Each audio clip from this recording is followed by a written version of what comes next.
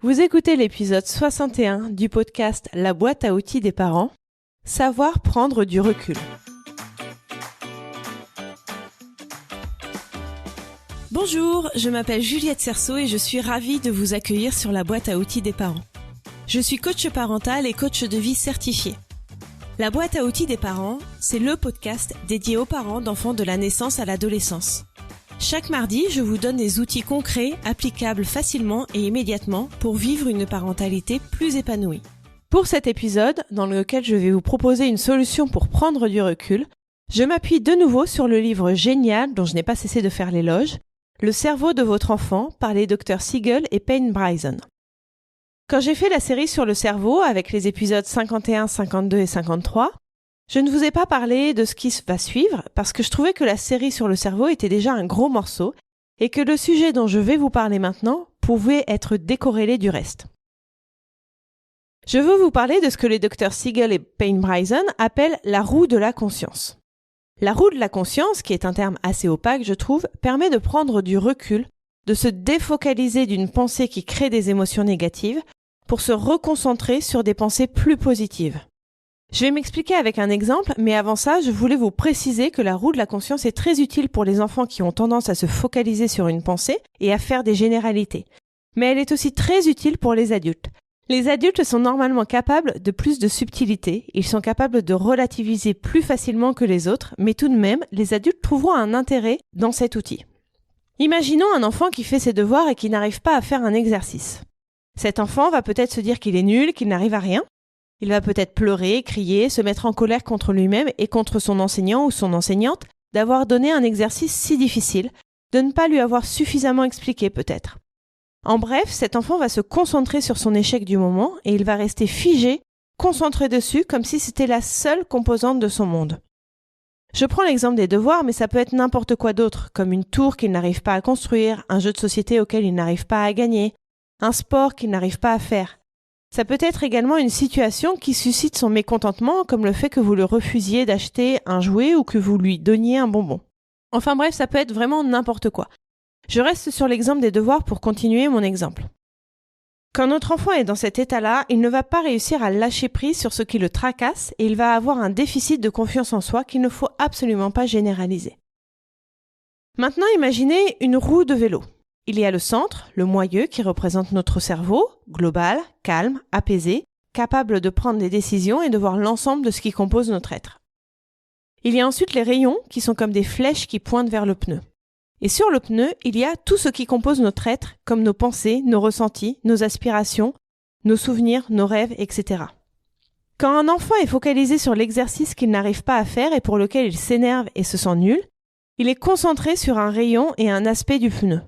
Il a complètement occulté le reste, et le reste est composé de beaucoup de choses. Le cours de piano qu'il va faire après l'école, le sport qu'il a fait ce matin et où il s'est amusé, la fête d'anniversaire qu'il a eue le week-end dernier, les câlins que lui a fait sa maman en rentrant de l'école et tous les autres exercices qu'il a déjà réussi à faire. Si vous vous rappelez à cet enfant tout ce qui compose sa roue, ça va lui permettre de se recentrer sur la roue et de retourner vers l'endroit où il est conscient, calme, apaisé, clair et serein. Ça va lui permettre de prendre du recul sur la situation et de reporter son attention sur ce qui est positif, de lâcher prise et de reprendre confiance en lui. Je vous conseille vraiment de vous asseoir avec votre enfant et de lui faire dessiner cette roue de la conscience. Je pense que vous pouvez le faire avec un enfant à partir du CP. Ça dépend bien sûr de son niveau de maturité intellectuelle, donc faites-le quand vous pensez que votre enfant est prêt. La roue de la conscience est un outil que j'utilise dans les coachings individuels que je propose pour que les parents puissent l'expliquer à leurs enfants, mais aussi pour que les parents puissent s'en servir pour eux. Comme je le disais un peu plus tôt, ça aide à prendre du recul et à lâcher prise sur une situation. J'ai souvent des coachés qui trouvent que leur conjoint n'en fait pas assez. Je remarque, de par ma pratique, que c'est quelque chose qui est assez universel. Les femmes ont toujours l'impression d'en faire plus que les hommes. Impression, ressenti ou réalité, telle est la question. N'empêche que je propose à mes coachés d'utiliser cette roue de la conscience pour arrêter de se focaliser sur ce qui ne va pas dans leur quotidien et pour prendre du recul sur la situation. Ça permet à mes coachés de se rendre compte que oui, leur conjoint n'est pas forcément une fée du logis, si c'est le problème, mais qu'il a d'autres qualités. La roue de la conscience va permettre à vos enfants d'avoir une clairvoyance, ce que les docteurs Payne Bryson et Siegel ont appelé mindsight, et qui est difficile à traduire. Vos enfants vont vraiment pouvoir avoir une vision claire et globale de l'intégralité de ce qu'ils sont. Et c'est génial parce qu'ils auront conscience d'eux-mêmes, conscience de ce qu'ils aiment et de ce qu'ils n'aiment pas, conscience de ce dont ils ont envie ou non, conscience de leurs qualités et de leurs axes d'amélioration. Ils vont comprendre que quand ils se focalisent sur l'exercice qu'ils n'arrivent pas à faire et qu'ils ne lâchent pas prise dessus, ils ont des ressentis physiques qui accompagnent ces pensées, qui fixent d'autant plus ces pensées anxiogènes. Tout cela entame la confiance qu'ils ont en eux. De plus, lorsque nous sommes bloqués sur le pneu, nous avons tendance à confondre le ressentir et le être. L'enfant bloqué sur son exercice va penser et sûrement se dire « Je suis nul, je suis en colère, je suis incapable ». Si le même enfant revenait au milieu de la roue, il dirait « Je me sens nul, je me sens en colère, je me sens incapable » par rapport à cet exercice. Et se sentir ou ressentir et être fait une énorme différence. Quand nous disons que nous sommes incapables, c'est l'intégralité de notre être que nous embarquons là-dedans. Alors que nous ne sommes pas incapables par nature, nous ne sommes pas incapables tout le temps. Nous avons le sentiment d'être incapables de faire cet exercice, mais c'est tout, ça ne va pas plus loin. Et c'est une distinction vraiment importante à faire pour ne pas entamer l'intégralité de notre personne. Je fais un bref résumé parce que cet épisode est assez complexe. Comment prendre du recul et reporter notre attention sur ce qui nous fait du bien grâce à la roue de la conscience. Imaginez une roue de vélo. En son centre se trouve l'espace intérieur de notre esprit, grâce auquel nous avons conscience de tout ce qui se passe en nous et autour de nous. Du centre partent des rayons qui mènent aux pneus où se trouvent tous les éléments qui retiennent notre attention. Nos pensées, nos souvenirs, nos ressentis, nos désirs. Lorsque nous ressentons des émotions négatives qui durent, anxiété, colère, tristesse par exemple, c'est que nous sommes concentrés, focalisés sur un aspect du pneu.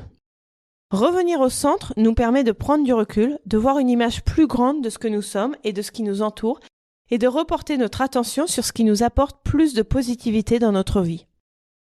En bref, ça nous permet de lâcher prise sur ce qui nous tracasse en ce moment. Ça nous permet également de faire la distinction entre être et ressentir. Je vous laisse là-dessus en vous encourageant de nouveau à lire cet ouvrage qui est vraiment une mine d'or pour mieux comprendre le fonctionnement du cerveau de nos enfants et le nôtre par la même occasion. Je vous rappelle le titre, Le cerveau de notre enfant. Merci pour votre écoute. Vous retrouverez toutes les notions utiles sur le site internet BAO comme boîte à outils, baodesparents.com. Et vous pouvez vous inscrire à la newsletter pour être notifié chaque semaine des nouveaux épisodes et pour télécharger mon guide gratuit des 5 règles pour arrêter de crier sur ses enfants. Je vous offre également la liste des émotions que j'ai élaborées pour développer votre vocabulaire émotionnel. C'est la première étape pour pouvoir ensuite mieux accueillir vos émotions et celles de vos proches, à commencer par celles de vos enfants. Sachez que vous pouvez également me suivre sur Instagram sous le nom BAO des parents et sur Facebook sur la page La boîte à outils des parents. Si vous avez aimé cet épisode, n'hésitez pas à me le faire savoir en déposant un avis 5 étoiles sur Apple Podcast. C'est vraiment ce qui va permettre à la boîte à outils des parents de remonter dans l'algorithme de recherche. C'est donc le meilleur moyen de me soutenir et de permettre à d'autres auditeurs de retrouver ce podcast plus facilement.